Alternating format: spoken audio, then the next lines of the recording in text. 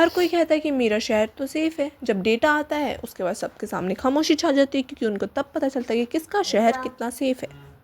तो आज हम एक ऐसी सिटी के बारे में बात करने वाले हैं जो इंडिया की सबसे अनसेफ सिटी है। हालांकि वो इसके बारे में सबको पता होगी कौन सी सबसे अनसेफ सिटी है, पर हम बताएंगे कि डेटा के हिसाब से कौन सी सबसे अनसेफ सिटी, और इसमें ऐसा क्या है कि वो अनसेफ है, एंड ऐसा क्या हो सकता है कि जिससे वो अनसेफ ना रहे।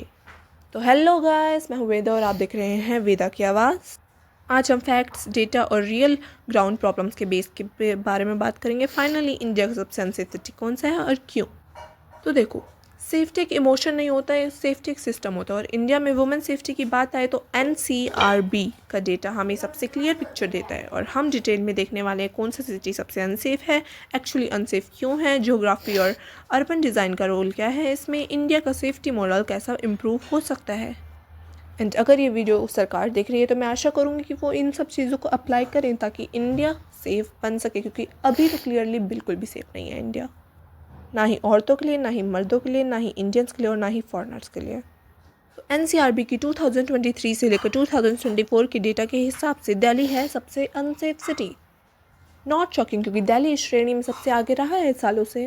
पर क्यों?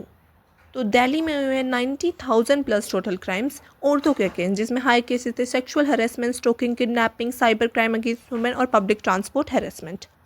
दिल्ली का अनसेफ टैक्स सिर्फ नॉमिनल नहीं है, हार्ड नंबर से प्रूवन है। लेकिन दिल्ली अनसेफ क्यों है, इसका जवाब सिर्फ लोग गंदे हैं नहीं होता। अर्बन प्लानिंग, माइग्रेशन, पॉलिसिंग सब मिलकर ये प्रॉब्लम क्रिएट करते हैं।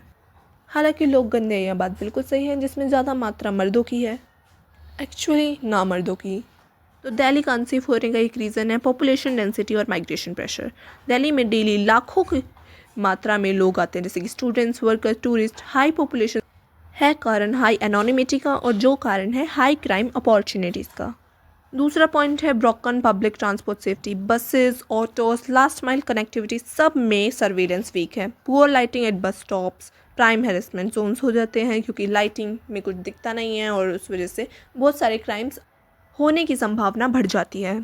तीसरा dark spots plus bad urban planning. Delhi में 7,000 प्लस डार्क स्पॉट्स आइडेंटिफाइड हैं, ऐसी जगह जहां स्ट्रीट लाइट नहीं है, पुलिस पेट्रोलिंग लो है और CCTV मिसिंग है। तो अगर कोई क्राइम भी करे तो उसका हमारे पास कोई भी एविडेंस नहीं होगा। चौथा पॉइंट है अंडर स्टाफ्ड पुलिस। एक पुलिस है 700 से ज़्यादा सिटीजन्स के लिए। पेट्रोलिंग कम होगी, उससे इन्वेस्टिगेशन भी स्लो होगी और FIR हेजिटेशन हाई हो जाएगी। पांचवा है societal mindset. North Indian belt में पैट्रियार्कल जेंडर नॉर्म स्ट्रॉन्ग है। विक्टिम ब्लेमिंग तो जैसे इनका कल्चर सा बन गया है, जैसे कि इनके ग्रंथों में लिखा हो कि विक्टिम को तो ब्लेम करना ही हो, स्पेशली जब विक्टिम वुमेन हो। पॉइंट 6 है अंडर रिपोर्टिंग। बहुत केसेस रजिस्टर होते ही नहीं है, एक्चुअल नंबर रिपोर्टेड नंबर से कई ज़्यादा होते हैं। अगर किसी के साथ कुछ भी हो जाए तो वो लोग, कई लोग रिपोर्ट नहीं करते हैं डर की वजह से, क्योंकि कोई बहुत ज़्यादा मात्रा में जो रेप्यूटेटेड लोग हैं, जिनके पास पावर है, वही लोग क्राइम करते हैं। तो अपनी फैमिली को और अपनी जान बचाने के लिए लोग रिपोर्ट ही नहीं लिखाते हैं इस वजह से। और ये सब डेली एक्सपीरियंस है। अगर तुम किसी लड़की से पूछोगे क्या तुम रात में अकेली सेफ फील करती हो, 99% का जवाब नो है। वो इस वजह से क्योंकि मेट्रो स्टेशन के एग्जिट्स में गंदे कमेंट्स, बस में टचिंग, ऑटोज़ का रूट चेंज करना, डार्क गालियाँ, रैंडम बाइकर्स फॉलोइंग, यूनिवर्सिटीज़ के आसपास हैरेसमेंट और क्या क्या नहीं। ये सब डेली रियलिटीज़ हैं। डेटा के पीछे ह्यूमन सफरिंग है। अगर तुम किसी से भी पूछोगे, कोई भी लड़की बता देगी किसी ना किसी के साथ अपनी पूरी लाइफ में हैरेसमेंट ज़रूर हुई है, और दिल्ली में भी हुई है, चाहे वो किसी भी उम्र की हो। अब देखो, इन सब चीज़ों में दिल्ली तो सबसे बेकार है, पर और भी हैं सिटीज़ जो बेकार हैं, जैसे कि जयपुर में सेक्सुअल हैरेसमेंट और किडनैपिंग के केसेस आए हैं। मुंबई में पब्लिक ट्रांसपोर्ट हैरेसमेंट के केसेस आए हैं। लखनऊ में स्टॉकिंग और डोमेस्टिक वायलेंस के। हैदराबाद में साइबर क्राइम। बेंगलुरु में नाइट लाइफ हैरेसमेंट इश्यूज़ हैं। सिटी का अनसेफ होने का रीज़न अलग होता है, कहीं पुलिसिंग इशू है, कहीं लाइटिंग, कहीं ट्रांसपोर्ट, कहीं साइबर स्पेस। तो सेफ्टी को आखिर कौन से फैक्टर्स कंट्रोल करते हैं, जैसे कि पहला है ज्योग्राफी और अर्बन डिज़ाइन। वाइड रोड्स होंगे तो मोर विजिबिलिटी होगी, नैरो डार्क लेन्स होंगे तो हॉटस्पॉट्स होंगे क्राइम को अंजाम देने के। दूसरा है इकोनॉमिक इनइक्वालिटी। जितनी इनइक्वालिटी होगी उतना ही क्राइम रेट बढ़ेगा। तीसरा है public spaces used by womens. अगर वुमेन को रोड, बस, मेट्रो, फुटपाथ में विजिबिलिटी मिलती है तो सेफर सिटी होगी। चौथा है पुलिस स्ट्रेंथ। उससे ज़्यादा पेट्रोलिंग होगी और अपॉर्चुनिटीज़ फॉर क्राइम कम होगा।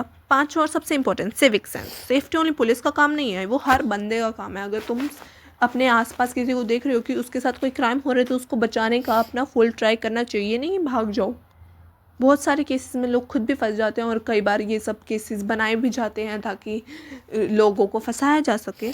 बट हमें फुल ट्राई करना चाहिए कि हम अपने आप को भी बचाएं और उस आदमी को भी बचाएं अगर वो अच्छा इंसान है तो अब इसको फिक्स कैसे करें, तो ये मेन बात है। तो देखो, पहला, हम लोग सीसीटीवी से हर जगह को ढक दो, हर जगह को लिटरली। जैसे जापान में 90% सीसीटीवी कवरेज है हर स्पेस में, ठीक है, और इंडिया में सिर्फ 20 से 30%। अगर हम मंदिर बनाने की जगह और बाकी फालतू की चीज़ों पे खर्च करने की जगह, जैसे कि लोगों को ब्राइब देना वोट पाने के लिए, उसकी जगह ये सब चीज़ें करेंगे तो शायद इंडिया सेफ बन सकता है। दूसरा, वॉकवेज अच्छे होने चाहिए, वाइड रोड्स होने चाहिए, सेफ बस स्टॉप्स होने चाहिए, इमरजेंसी बटन्स होने चाहिए, women only last mile transport options होने चाहिए। तीसरा, ज़्यादा पुलिस होनी चाहिए और बेटर पुलिस होनी चाहिए। ये नहीं कि भाई पुलिस तो भर दी पर हर जगह चल फिर भी करप्शन रहा है।